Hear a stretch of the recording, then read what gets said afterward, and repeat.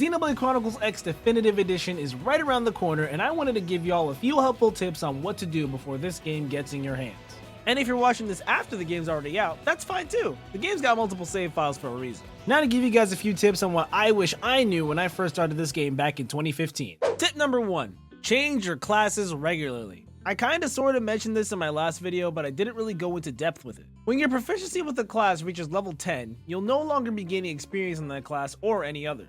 You could potentially be in one class the entire game and never get any of the other arts or skills because of this. Not exactly optimal for a game that encourages customization. I still remember my own first playthrough that I focused on just one tree in the entire menu, which severely cut off my potential for making more powerful builds. There is a pretty good upside to focusing on one class tree though. If you manage to max out one of the blue classes to level 10, you can equip those weapons when you switch to another class. That way, you can level up a different class with something you're more familiar with before learning something new. Just don't forget to set your arts and skills when you do this. Don't want to end up dying because you've got nothing to fight with. Tip number 2, upgrade your arts and skills.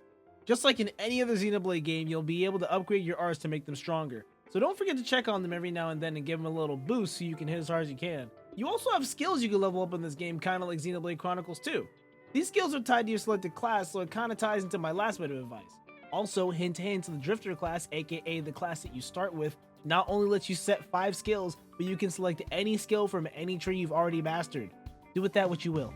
Tip number 3, be careful when accepting affinity quests. Affinity quests are like the hero missions in Xenoblade Chronicles 3, but unlike in 3 where you can basically do whatever you want, you must complete the affinity quest before being able to accept any other affinity quest or main story mission. A very good example of how this can be detrimental to you is Lynn's affinity quest, the repair job. A very RNG based collection quest that can take you either 5 minutes or 50 hours. And I'm not sure you want to roll those dice when you can't complete this game otherwise. There's even an entire article about it that I have linked in the description. Just be very mindful when you accept these and prioritize the main story first, if anything else. Tip number 4, explore and talk to the NPCs. Kind of a no-brainer considering this is Xenoblade we're talking about, but trust me, if you ever see someone that you can talk to them. There are even some quests that won't progress unless you speak to particular NPCs, so get out there and start yapping. Plus, what kind of community thrives off people just not talking to each other anyways?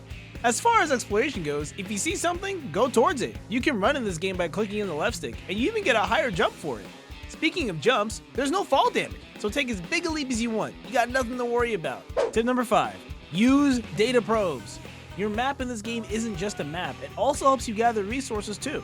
Throughout the game, you'll receive different kinds of data probes you can place at locations known as FN sites. Placing probes is as simple as selecting a location and choosing a probe to plant. Once planted, every couple of minutes or so, you'll receive some resources from the probes you placed. You can also place multiple of the same probes in a sequence of 3 or more in order to amplify their power. There's a lot to gain from using data probes, so don't forget to use them when you can.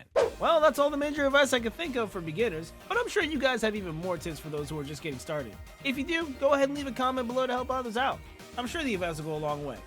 Also, thank you so much for the support recently. I didn't think that I'd ever be able to yap about my favorite game series so much, so it brings me a lot of joy to know you guys enjoy this stuff. But yeah, that's all I got for now. I'll see you guys when this game is out.